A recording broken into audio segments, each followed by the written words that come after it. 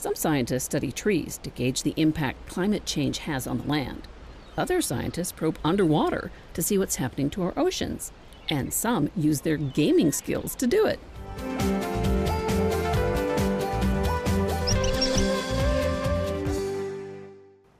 Ready to go? Yes, sir. All right. Onwards.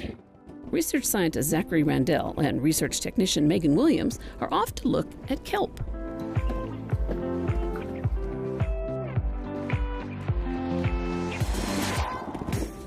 All right. Okay, we'll get all set up here.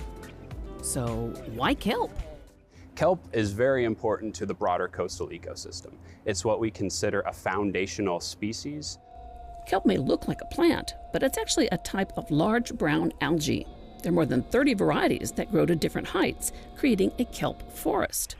Kelp has leaves shaped like blades and little ball-shaped pods filled with air. These bladders help the plant stay upright so the tops can reach sunlight. They actually form the habitat that some of our most iconic species rely on. So fish such as salmon and rockfish, which are really long-lived fish that are in decline in this area, rely on kelp when they are juveniles, and it serves as an area of shelter and protection from predators. So why is kelp in trouble? Kelp likes cold, nutrient-rich waters, and when the temperature gets a little too warm, even for brief periods of time, it can really negatively impact the health of kelp. Scientists at the Seattle Aquarium, Randell and Williams, study the kelp beds in Elliott Bay. Historically, what we do to collect data in kelp forests, and what I was trained on and what I've been doing for about 10 years as a scientific scuba diver, is to go into kelp forests and manually collect data. But underwater work like this has limits. One diver can only cover a small area in a limited period of time. The work is expensive and risky. But Randell and Williams have a different approach, using new technology and a specialized underwater drone. I'll grab the ROV. ROV stands for Remotely Operated Vehicle. Okay. It's time to connect the ROV to the computer. Thank you. With several cameras on board, it can cover larger areas, stay underwater longer than a diver, and all at a much lower cost. So this is our Pelican case, our topside command console, which we use to pilot the ROV. We have an external monitor here, so we're able to get a live feed of our GPS coordinates. And then we have this rugged, waterproof computer, which allows us to actually communicate with the ROV via an Xbox game controller. That's right, an Xbox game controller. William starts the computer program that tracks the ROV, and Randell deploys it. And it's going down.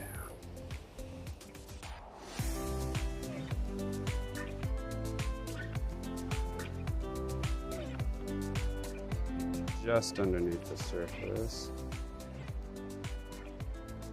And we are descending the vehicle now to the seafloor. Ooh, seeing some kelp fronds. Wow. Oh yeah.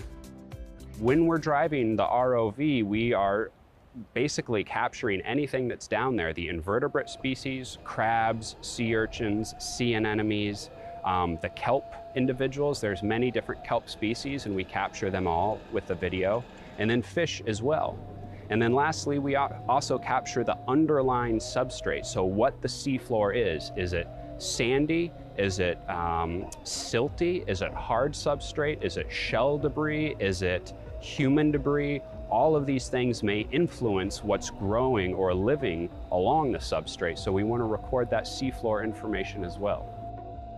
The scientists use an Xbox game controller to pilot the ROV because, well, it's easier. It really just makes a lot of sense when you think of how video games work. You're able to, because the joysticks actually feather the control on, say, a thruster. So it's not just 0 to 100. You can give like 50% of the effort on a joystick. And so you're really able to do those smaller changes to speed and altitude shifts, which is really nice when you're going through a kelp forest and have to be very meticulous with how you move around. They'll take the video back to the lab and use an artificial intelligence program to process the images. Williams says this new technology makes her job all the more interesting. But I would highly recommend going into marine biology if you love animals, if you love our planet, also if you like discovery, considering we only know about 2% of the seafloor in our waters compared to, say, we know more about outer space. So we need more people that are actually researching our oceans, for sure. The kelp in Elliott Bay is in pretty good shape, but coastal ecosystems elsewhere face significant challenges from climate change. So if we care about a sustainable environment and having sustainable fisheries and having these kelp forests and these ecosystems present and thriving for our children and grandchildren, it's really important that we study them and understand what it is that we need to do to conserve them and restore them effectively. If you want to learn more about oceans, check out the Science Trek website. You'll find it at sciencetrek.org.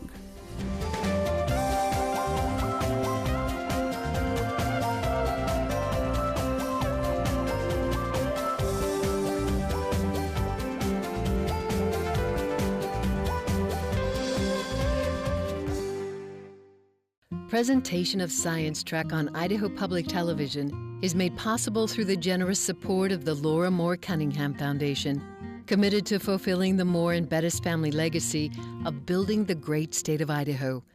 By the Idaho National Laboratory, mentoring talent and finding solutions for energy and security challenges. By the Friends of Idaho Public Television, and by the Corporation for Public Broadcasting.